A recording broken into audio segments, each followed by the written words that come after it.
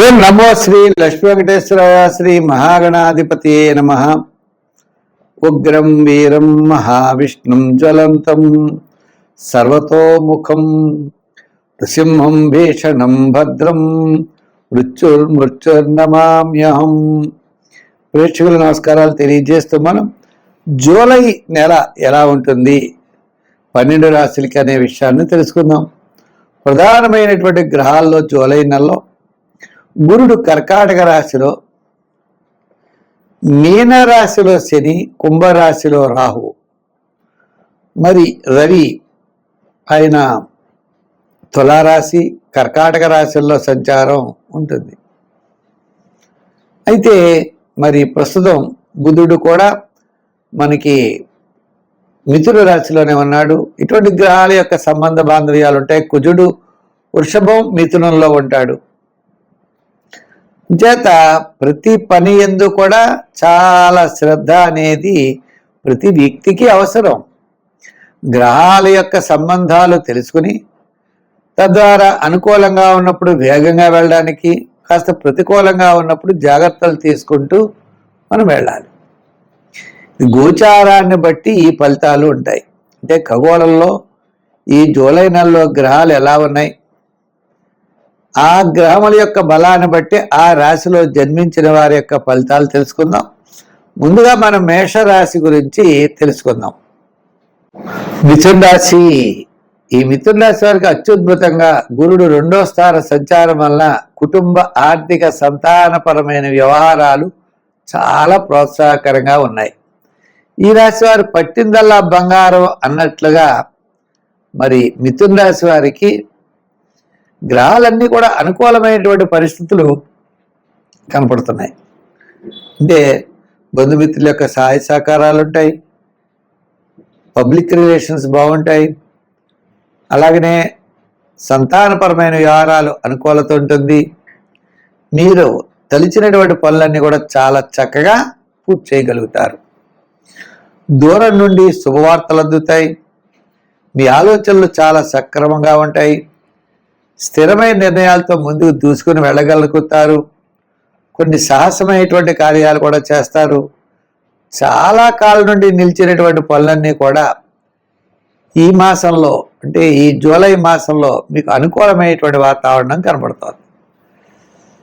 చేత ఈ జూలై నెలలో ప్రతి పని కూడా వేగవంతంగా పెడతారు.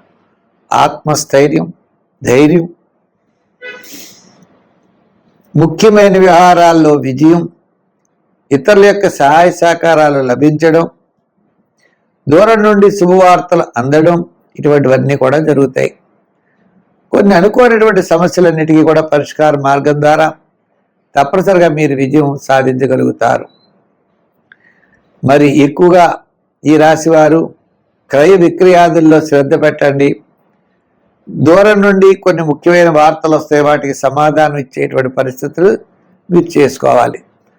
సంఖ్యల్లో 5, 6, 8 సంఖ్యలు మంచివి. రంగుల్లో గ్రీన్ కలర్ మంచిది. ఆరాధనలో ఎక్కువగా మీరు ఆరాధించవలసిన దైవం సూర్య భగవానుడు. గోధుమ పిండి చిన్న చిన్న వండలు చేసుకోండి. 1 కేజీయో 1/2 కేజీయో గోధుమ పిండి తీసుకుని చిన్న చిన్న వండలు చేసి ఆదివారం నాడు ప్రవహించే నది ఉన్నట్లయితే ఆ నదిలో వేసి సూర్య భగవానుడికి నమస్కారం చేస్తూ ఉండాలి. రెండో పరిహారం ఏమిటి? రొట్టెలు లాంటివి చేసి లేని వాళ్ళకి ఆహారంగా పెట్టాలి. ఇలా చేయడం ద్వారా మీరు అనుకున్నటువంటి పనుల్లో తప్పనిసరిగా విజయం సాధించగలుగుతారు. కర్కాటక రాశి. ఈ కర్కాటక రాశి వారి యొక్క ఆలోచనలు అత్యద్భుతంగా ఉంటాయి.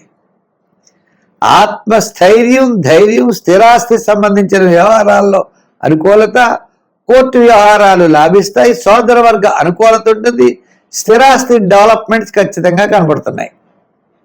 అంటే రాశిలో గురుడు ఉండడం ద్వారా రూపాయికి రూపాయిన్నర ఖర్చు అవుతుంది. పబ్లిక్ రిలేషన్స్ బాగుంటాయి. బంధుమిత్రుల యొక్క సహాయ సహకారాలు మీకు తప్పనిసరిగా లభిస్తాయి.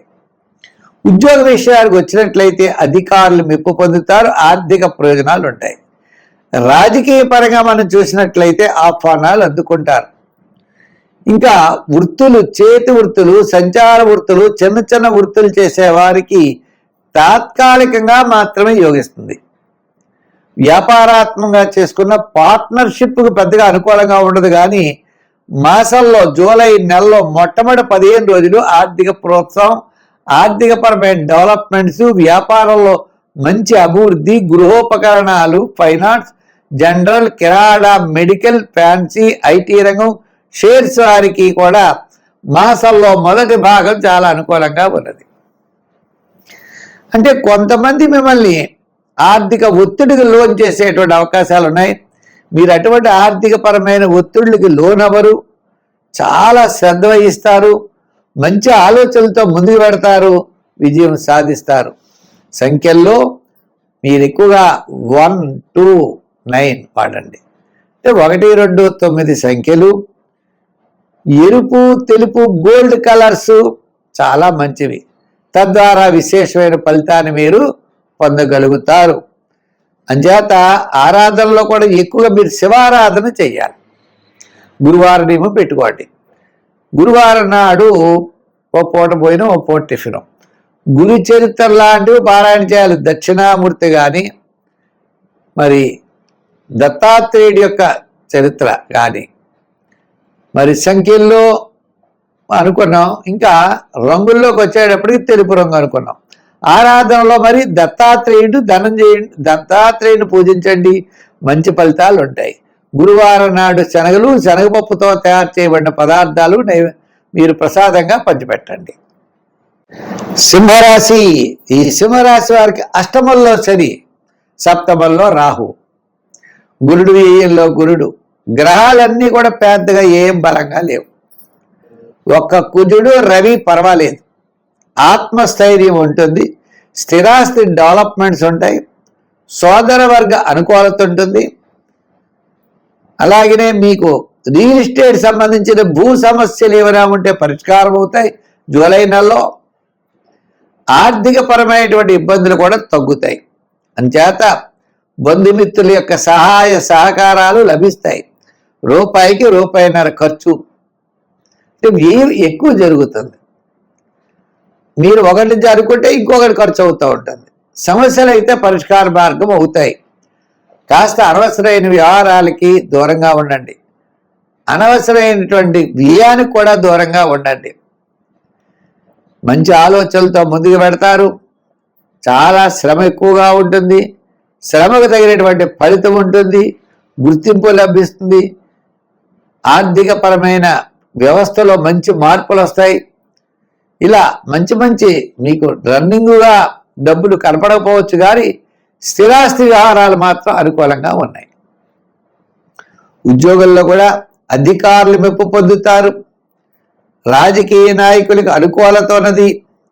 కోర్టు వ్యవహారాలు, భూ సంబంధమైన వ్యవహారాల్లో అనుకూలత తప్పనిసరిగా లభిస్తుంది. ఇంకా వ్యాపారాత్మకమైన విషయాల్లో కూడా ఐటీ రంగం, షేర్సు, జనరల్, కిరాణా, మెడికల్, ఫ్యాన్సీ, లోహ, వాహన వారికి మాసం పూర్వం చాలా అనుకూలంగా ఉంటుంది. సంఖ్యల్లో 1 వాడండి. రంగుల్లో ఎరుపు, తెలుపు, గోల్డ్ కలర్స్ ఎక్కువగా వాడండి. మరి ఆరాధనలో ఏం చేస్తే బాగుంటుందంటే గురువారం నాడు గురు చరిత్ర పారాయణ చెయ్యండి. దక్షిణామూర్తి చరిత్ర కానీ, దక్షిణామూర్తి స్తోత్రాన్ని పారాయణ చేయొచ్చు. ఆ విధంగా దత్తాత్రేయుడి యొక్క చరిత్రను పారాయణ చేయొచ్చు. తద్వారా విజయం తప్పనిసరిగా సాధించగలుగుతారు. గురువారం నియమం పెట్టుకోవాలి. గురువారం నాడు స్వీట్ పదార్థాలని ప్రసాదంగా పంచిపెట్టండి, విజయం సాధిస్తారు.